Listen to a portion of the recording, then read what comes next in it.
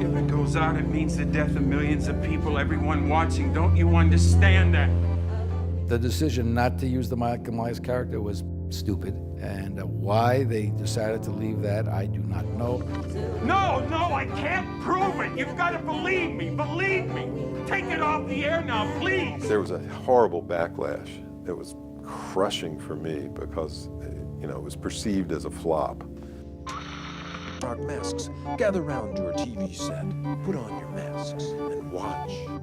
If it hadn't been called Halloween 3, if it was just called Season of the Witch or some other title, it may have gotten a better reception.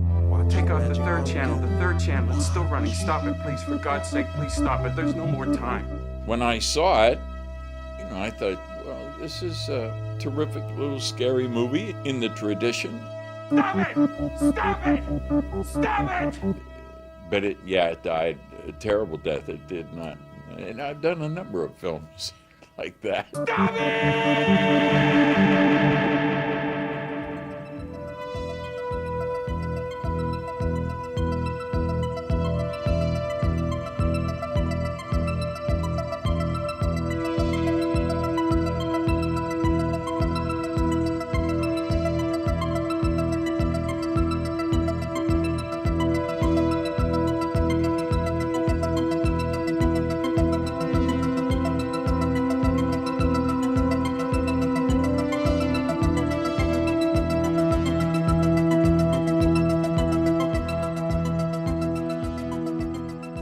It's a real riddle how we got to Halloween 3, Season of the Witch.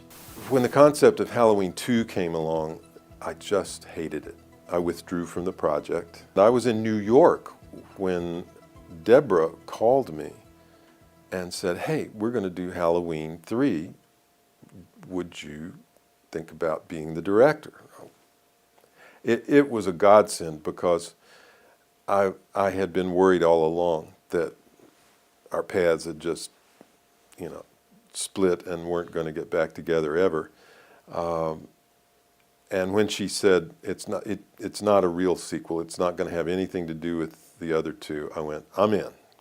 I take no responsibility for Halloween 3 or credit. I had nothing to do with it. They just sent me a nice fat check. The decision not to use the Michael Myers character was stupid. It was really ill-advised. We now know that Michael Myers is the backbone of this whole franchise, and why they decided to leave that, I do not know. I was not consulted. Our thinking makes great sense and is a real money-making idea that everybody somehow just managed to drop the ball, including Universal Studios.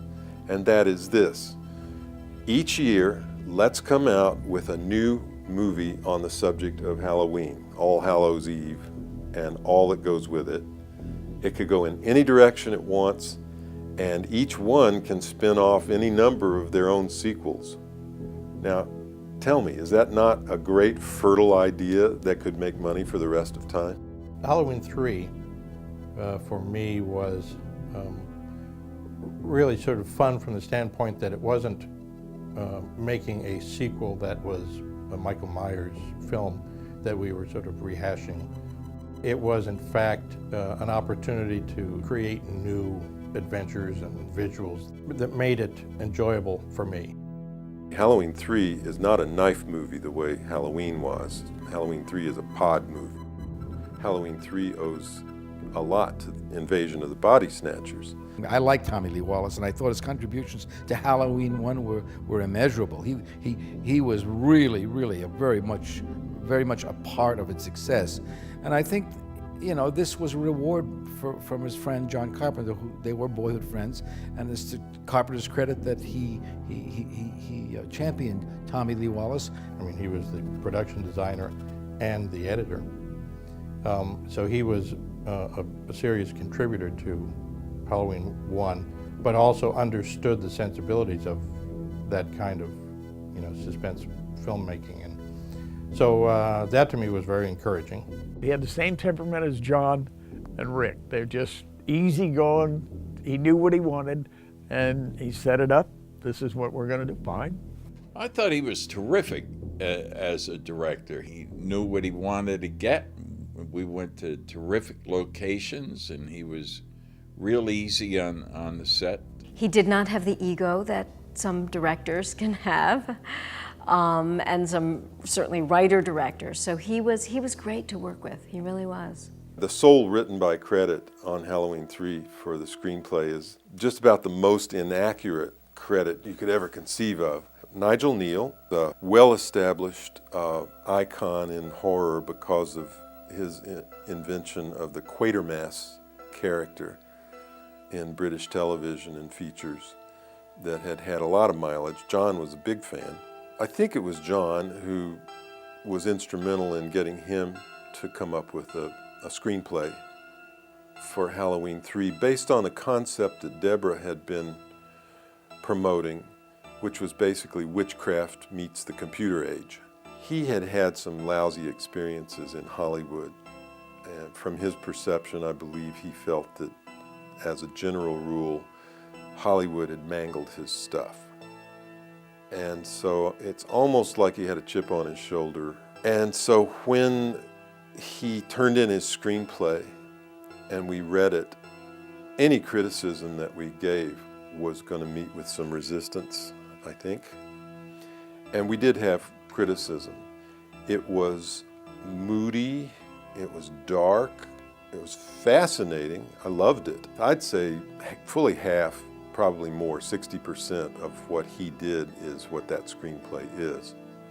John was the first one who did a rewrite. He may have been surprised that his protege, me, wasn't all that enamored with what he had done, so I did a rewrite. But anyway, I was the only one with a name on the movie.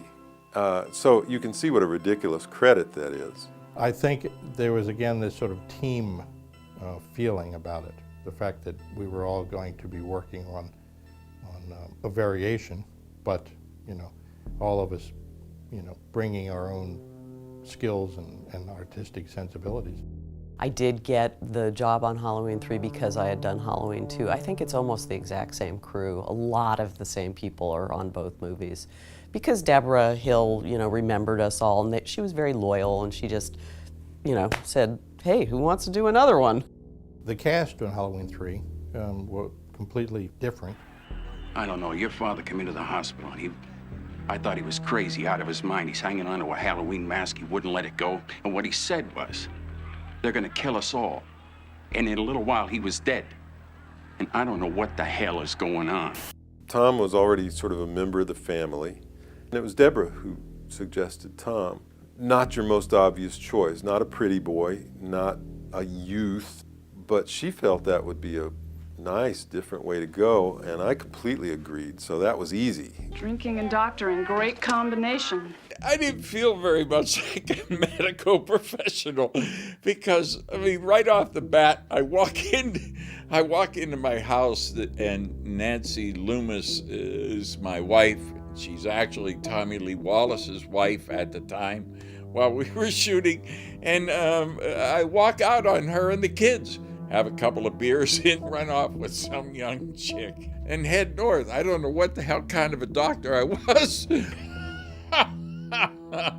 A classic story, Spanky. Like Tommy Lee Wallace having no ego, Tom Atkins the same. He was not like your typical actor who's, you know, all worried about himself and me. He was as gracious and as charming and as generous an actor as you get to work with.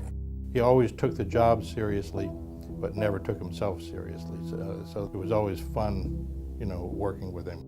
There are a lot of actors that have been around a long time who choose kind of what they do during their career.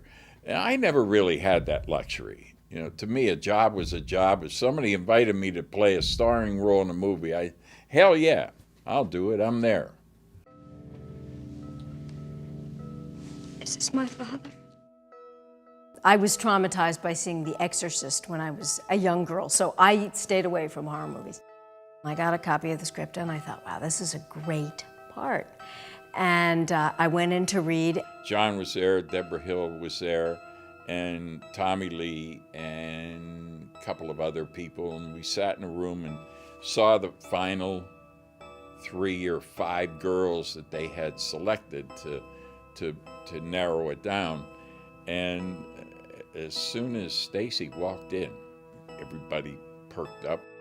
Literally, as I walked in the door returning from the audition, they offered me the part. I mean, that never happens, so it was great. What I liked about Ellie was she was a strong girl. She didn't give up. I liked the flirtatious aspect of her. She went for what she wanted, and she basically got it, except in the end.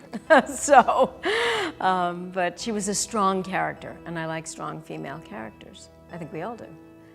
We did one scene together, Stacy Nelk and I. We're coming down the road in the car, and there's a telephone pole like this, and the camera's shooting this way, and I'm supposed to come and not clip the telephone pole, but go by it. And then we cut to it, I'd run into the tree. And I came barreling down the road, came across, wham, I hit the pole, not hard, but enough that she went, ee! Squeal. And then we went off and everything came off fine. Nobody got hurt. Where do you want to sleep, Dr. Chalice?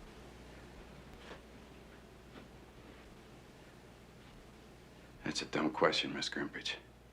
Doing the love scene with Tom, that always stands out because that was my first and only time I've done a scene like that, which I was quite anxious about. But he made me feel so comfortable, and he was wonderful. There was a no nipple clause, so they could shoot my breast, but they could not shoot my nipple. Couldn't see this, couldn't see that. So poor Tommy Atkins and Tommy Lee Wallace, you have to shoot around this, and he has to cover up here, and these things are so technical. We spent a lot of time together on that film. Jeez. And then she tried to kill me at the end. What the hell was that about? You don't really know much about Halloween. You thought no further than the strange custom of having your children wear masks and go out begging for candy.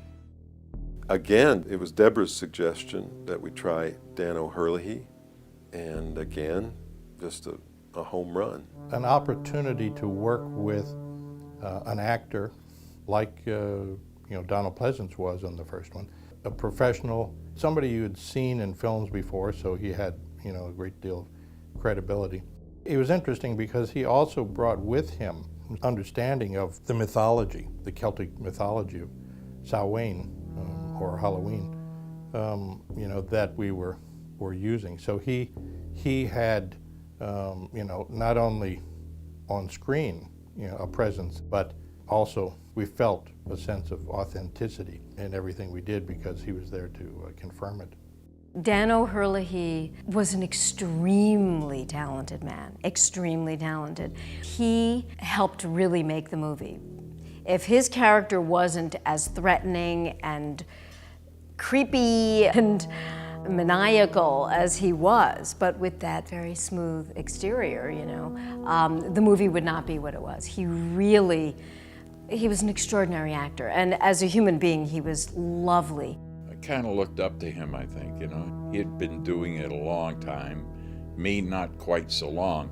We didn't spend a lot of off-camera time together, but he was certainly packing all the ammo when he needed to be as evil as he was, with an Irish smile on his face. Typical Irish, I've often thought of that. I've been to Ireland a couple times for visits, and you go there, and they're also, "Hail fellow, well met, hi Yank, have a beer, what do you think, how you doing," all that. And I've always thought that just underneath that smiley surface is someone just waiting to knock you in the face and knock you down, and then smile over top of you. What I want to know is why they put their factory out here in the middle of nowhere.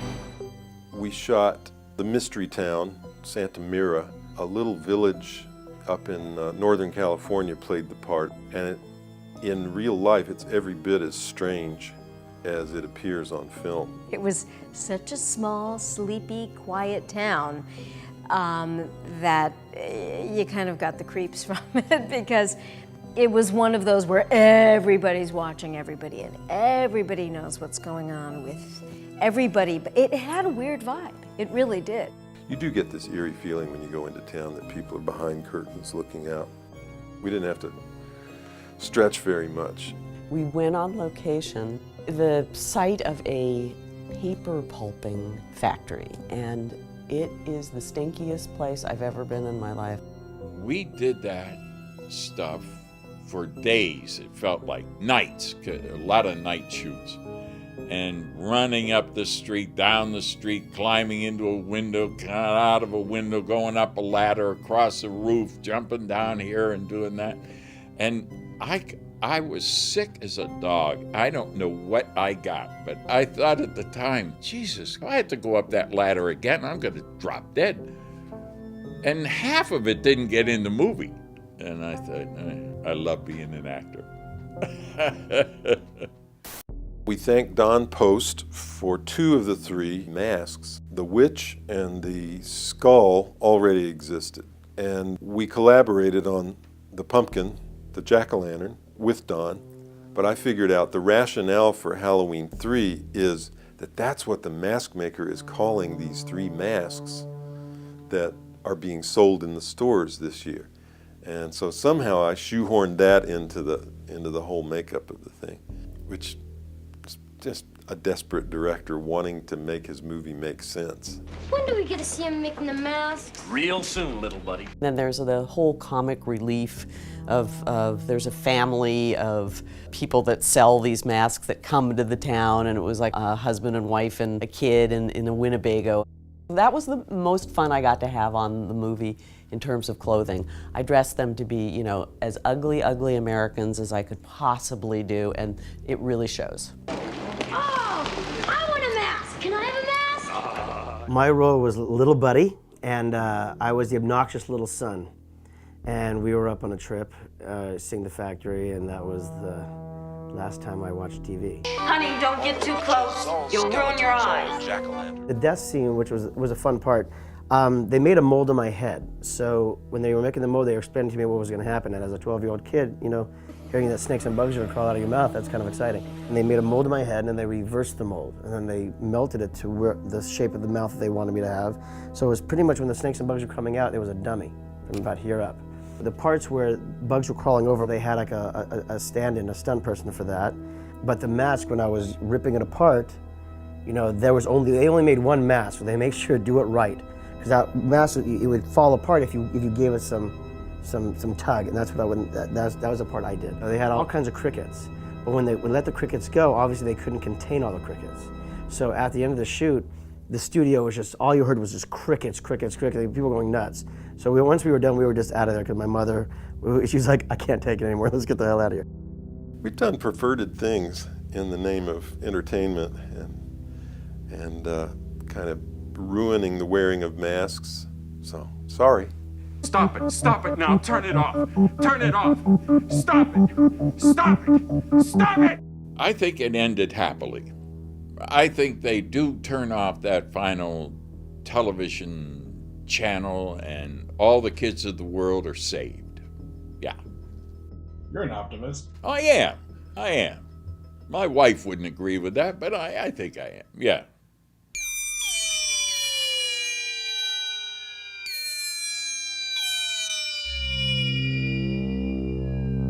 Halloween 3 was just take everything you guys know how to do and go for it. Our sound that we had established collectively from Escape from New York and got super imprinted on Halloween 2 and then Halloween, and then The Thing a little bit, is the palette we made it from. So John really thought we found a great little notch that was Halloween-like, but it wasn't Halloween anymore. So he felt we successfully did that. And then we just went on from there, and whatever we came up with on sort of on the fly. You know, in fact, I had created the technology, or shaped the technology at the time, so that it was really start the movie and just start playing. So John referred to that technology as the electronic coloring book. And there's no big technical sweat to making these things happen. It got easy. And he loved the fact that it was easy. All right, roll it.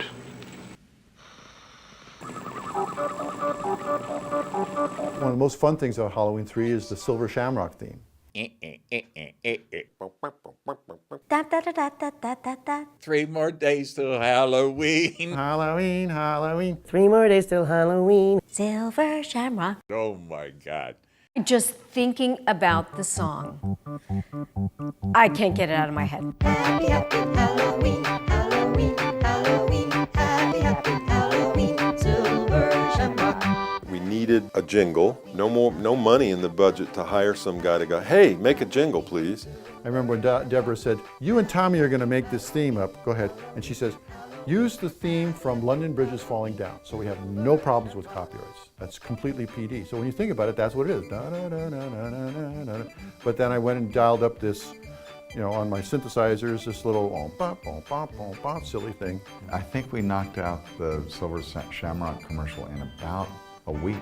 We generally don't know the music before we try to create something, so we had no idea what the music was going to be. That was a major surprise. I discovered I could do adequate voiceovers or create fake sound effects just for temp work in the cutting room. So I slowed down the tape recorder, and Tommy Lee Wallace sang that much like the Chipmunks would do. So he had to think, 3 more days to Halloween, and then you speed up, so the pitch came up and the whole track came up. It turned out that I had a certain cheesy radio announcer voice that John liked, and used it in Halloween and again in The Fog as the smooth sound, K-A-B, which I loved doing. So this was no different. Gather round your TV set, put on your masks, and watch. The big giveaway at 9, Just, I was fast, and I was right there, and I was free. And so, once again, no-brainer. It's one of those strange, really graphic images and sound that I think it's basically designed after kind of a commercial jingle that sticks in your head, and then you kind of take it out of the theater and get freaked out about it after you've seen the movie. Turn it off. Stop it. I can honestly say I have never done another one like that. So it's a very unique highlight of my career. It's one wild little moment, but it has stuck around, which I think is remarkable. People remember that. You leave the movie and that's going through your head. That maddening, repetitive song. Stop it!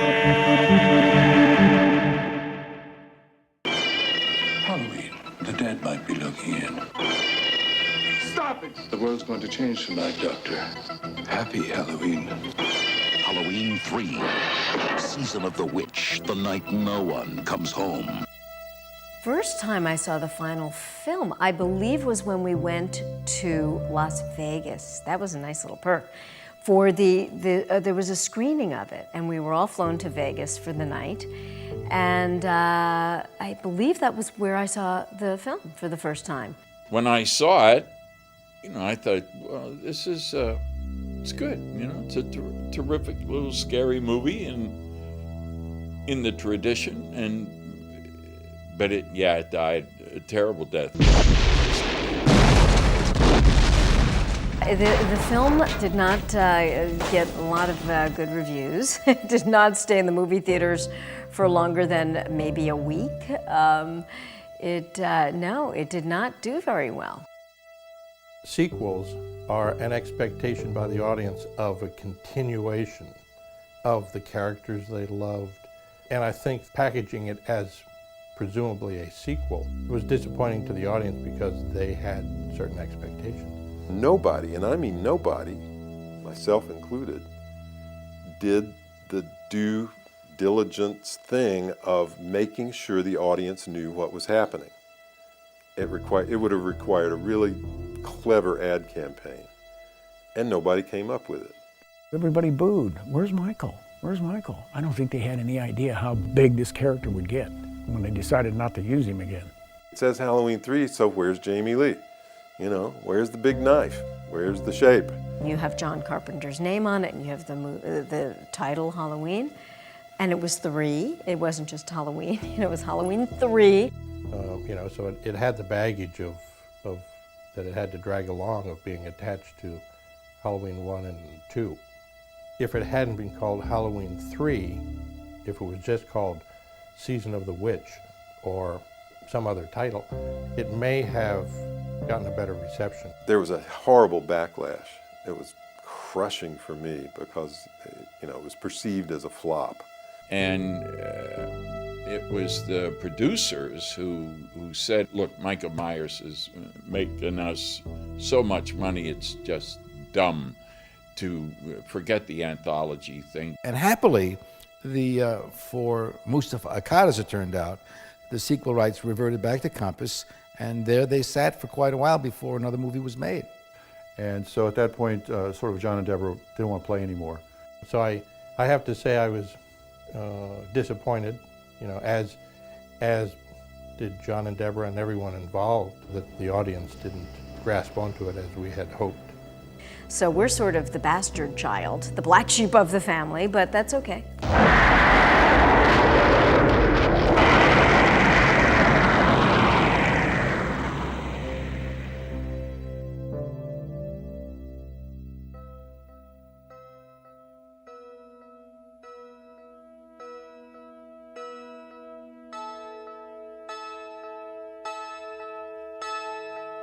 Thank you all for coming out tonight for Halloween 3. This is so awesome. I know it's basically Halloween tonight and parties and everything, so it's really cool that you guys all came. I lived for years and years with the certain perception that it had been a failure and that not very many people liked it. I thought it was a good movie, and I knew that John thought it was a good movie, and Deborah.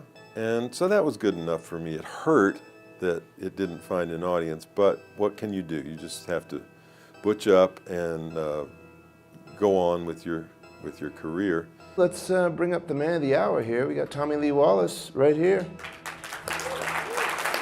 Writer and director. Yeah. So one thing, I'm never quite sure.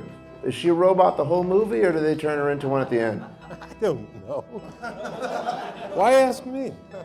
When I went there and signed some autographs and shook hands and took photographs with people, I was flabbergasted at how many people adored Halloween 3 and took it to their hearts and thought it was a fine movie and enjoyed the hell out of it.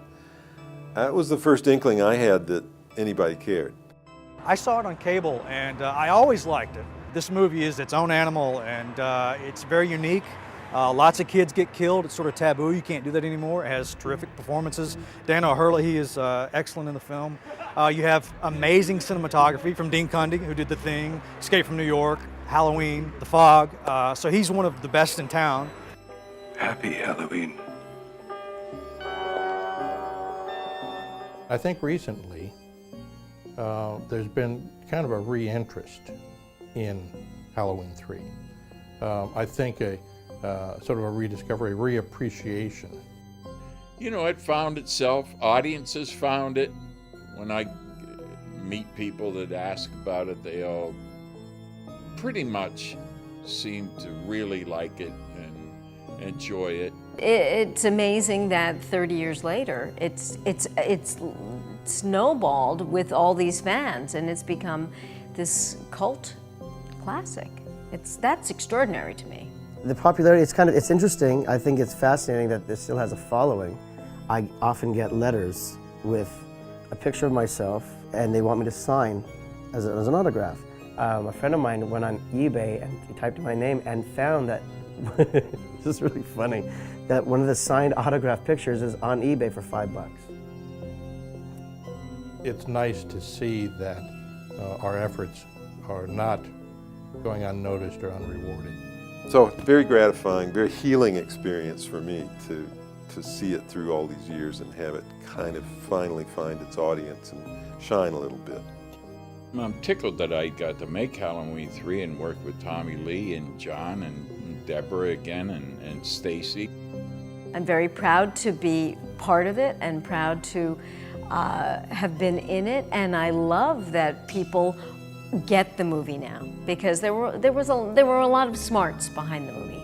It's a good memory. It's a very good memory, and it's once in a while when I need to like pull strings and like get into like big theaters, and like VIP lounges, I say, dude, I was in Halloween 3, so, and it works every time I get right in. It's quite fun now. I think as a standalone movie, Halloween 3 is fine. It's a good production, the story works, it has its shock value. It's a great little movie on its own. It's a standalone film. Don't judge it by Michael Myers with or without.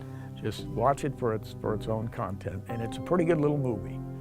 Now, in retrospect, you look back at it, and it has its own charm, and in spite of the fact that it wasn't as successful, to me that was okay, because I enjoyed my adventure on Halloween 3.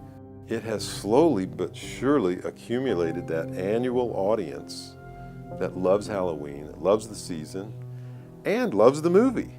So it's been very gratifying to notice that the fans are legion. They're out there. So thanks, fans. I'm really happy about that. Happy, happy Halloween, Halloween, Halloween. Happy, happy Halloween, silver shamrock. Happy, happy Halloween, Halloween, Halloween. Happy, happy Halloween, silver shamrock. It's almost time, kids. The clock is ticking. Be in front of your TV sets for the Horror-thon. And remember the big giveaway at 9. Don't miss it. And don't forget to wear your masks. The clock is ticking. It's almost time. Happy, happy Halloween, Halloween, Halloween. Happy, happy Halloween, silver shamrock. Happy, happy Halloween, Halloween, Halloween. Happy, happy Halloween, silver shamrock.